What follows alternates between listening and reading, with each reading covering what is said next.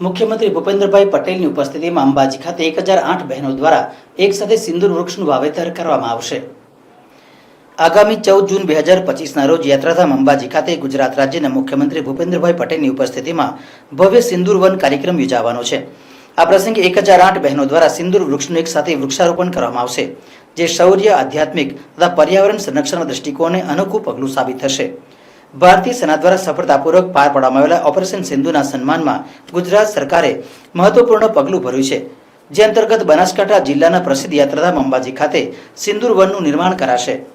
કાર્યક્રમના સુચારુ આયોજનને લઈને બનાસકાંઠા જિલ્લા કલેક્ટર મિહિર પટેલની અધ્યક્ષતામાં કલેક્ટર કચેરી પાલનપુર ખાતે સંબંધિત અધિકારીઓની બેઠક મળી હતી।